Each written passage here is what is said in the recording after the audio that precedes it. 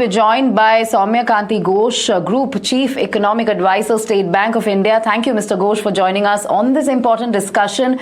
Our first question, how do you see this GST overhaul? It is seen, as a landmark, a transformation of India's GST framework, something that is going to bring cheer to the middle class and the common man. But according to you, how transformative and beneficial are these reforms? Yeah, thank you. I think the reforms are transformative in the sense that it will lead to a clutter-free tax regime.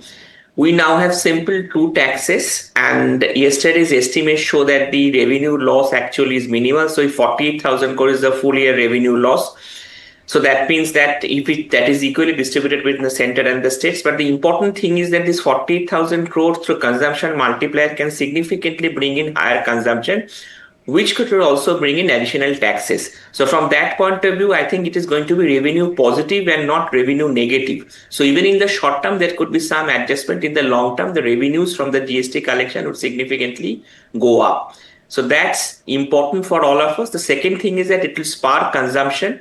It will lead to lower inflation because given the fact that you are now lowering the GST on most of the items. So it will lead to lower inflation, boost consumption and boost growth. So it is going to be growth accretive, lead to a less clutter-free tax regime, and also lead to more transparency on the part and ease of doing business on the part of consumers and the business. Right. Mr. Ghosh, I also wanted to ask you, does moving to two slabs, from 4 slabs to 2 slabs, make India's tax system more efficient or vulnerable?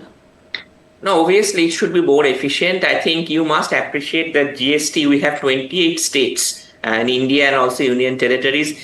To have a tax system that supports the 28 states is always a difficult proposition. So you can't have a tax structure which is as simple as that from day one, and it has to go through trials and testing.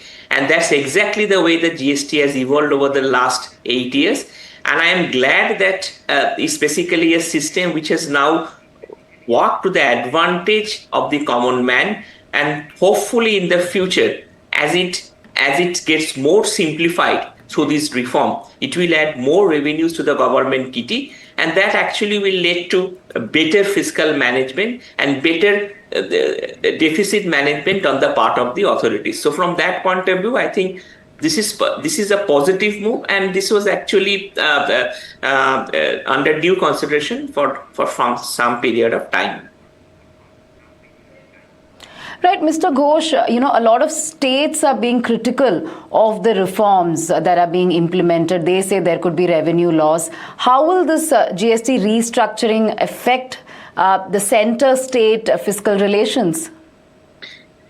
No, I think in a federal structure, always I think there is always this counter questions and questions posed, but I think that is natural.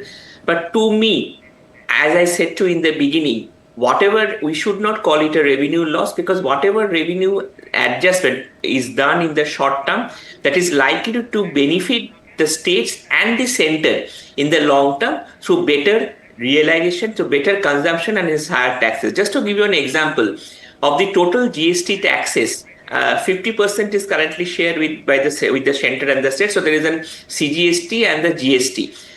So the states gets 50%, but of the 50% of the amount which the center gets, 41% is also devolved to the states as a part of the tax devolution formula. So in effect, the states actually get 50% plus 41% of 50%, which is basically around 20.5%.